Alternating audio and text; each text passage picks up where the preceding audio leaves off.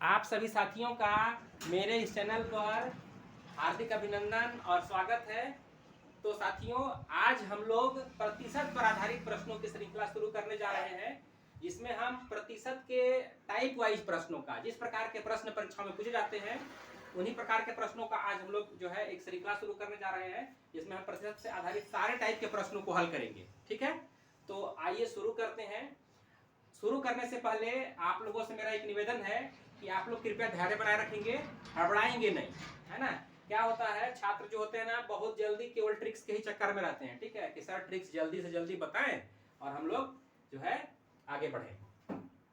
तो केवल ट्रिक्स के चक्कर में क्या होता है दोस्तों कि आप जो है ट्रिक्स जल्दी के चक्कर में तो पढ़ लेते हैं, लेकिन एग्जाम हॉल में आपको याद नहीं आता है। ठीक है, एग्जाम हॉल में आप क्या होते हैं, इतने सारे ट्रिक्स आप पढ़ लेते हैं क्योंकि वो याद ही नहीं आते, है ना। तो मैं यहाँ पर आपको दोस्तों जो है ट्रिक्स के बेसिक्स के साथ साथ ट्रिक्स को भी बताऊंगा। ठीक है, तो आप लोग धैर्य बनाए रखें और बहुत सिंपल, बहुत सरल भाषा में आप लोगों को पढ़ाया जाएगा, है ना। तो ध्यान रखिए।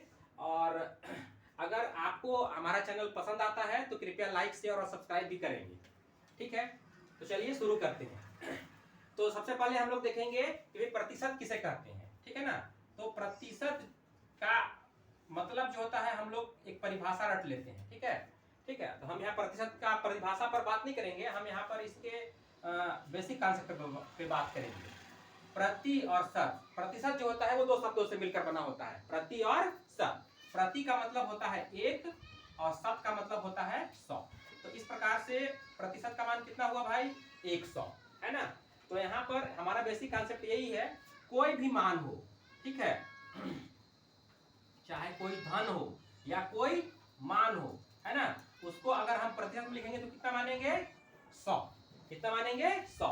ठीक है, इस चीज का ध्यान रखेंगे। दूसरा मान आप ध्यान में रखेंगे कि जब भी आप प्रतिशत निकालेंगे, प्रतिशत निकालने का मान अगर आता है ना, तो आप क्या करते हैं, भिन्न पढ़े हैं आप, अंश बटा हर, इस चीज को ध्यान रखेंगे। ठीक है ना, अंश मतलब क्या होता है, जिस भी वैल्यू का आपको प्रतिशत निकालना है ना, उसको आप ऊपर रखेंगे और ये कुल मान, कुल वैल्यू को आप कहां रखेंगे, नीचे रखेंगे। ठीक है, और इंटू 100, है ना, ये आप लोगों ने पढ़ा है ना। ठीक है, तो चलिए शुरू करते हैं।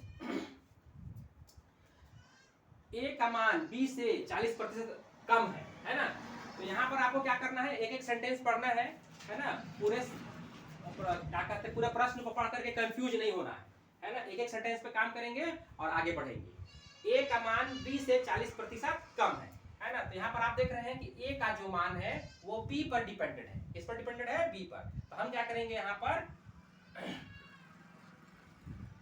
बी का मान मान लेंगे कितना, 100, क्योंकि अभी हम लोगों ने पढ़ा कि प्रतिशत का मान कितना होता है, अधिकतम 100। ठीक है, तो इस प्रकार से बी का मान हम लोगों ने 100 मान लिया।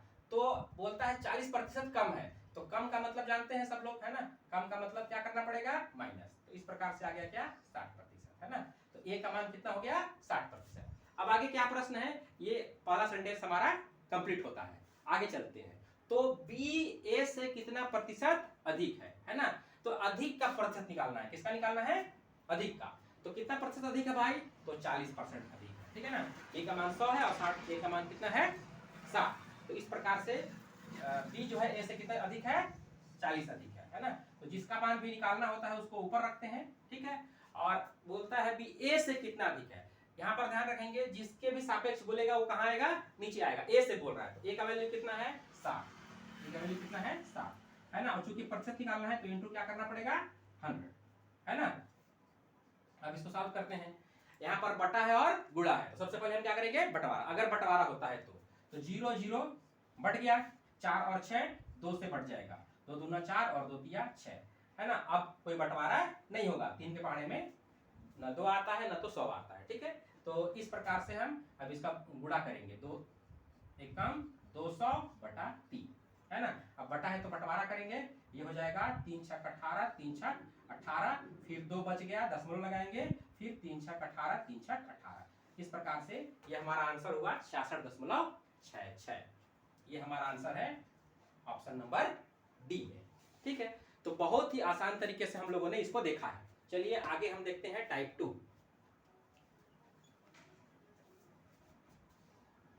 दोस्तों चलिए टाइप 2 का क्वेश्चन देखते हैं हमारे पास, प्रतिशत वृद्धि पर आधारित प्रश्न।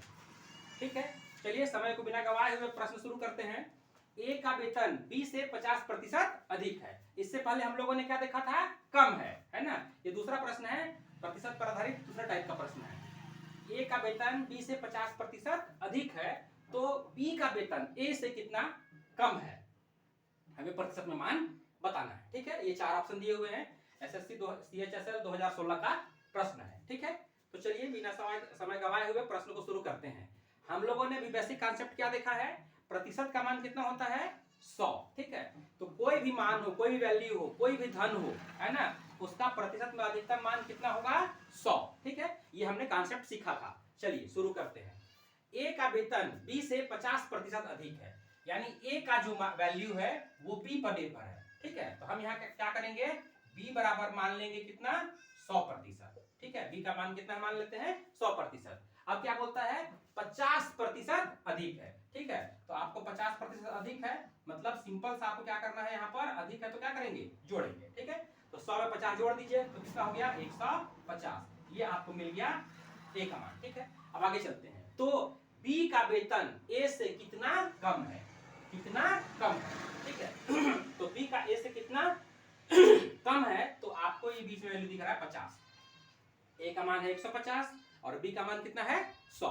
तो इस प्रकार से आप देखें तो 50 का डिफरेंस है। ठीक है ना, तो ये 50 का आपको प्रतिशत निकालना है। ठीक है, हमने सीखा है कि प्रतिशत जब भी निकालना है तो जिस भी वैल्यू का निकालना है वो ऊपर रहेगा, अंश में रहेगा, और कुल वैल्यू जिसके सापेक्ष निकालना है वो कहाँ रहेगा, हर में। ठीक है, तो क्या प्रश्न है भाई, तो बी का वेतन ए से कितना कम है, ए से, यानी कि ए के सापेक्ष हमें क्या निकालना है, प्रतिशत निकालना है। ठीक है, तो चलिए ए का मान कितना है भाई, 150 गुणित 100।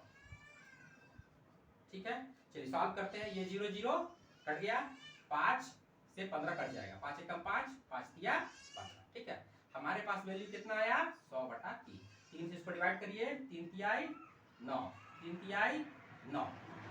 ठीक है, एक बच गया, ये हो जाएगा 1/3 प्रतिशत। इस प्रकार हमारा आंसर हुआ बी।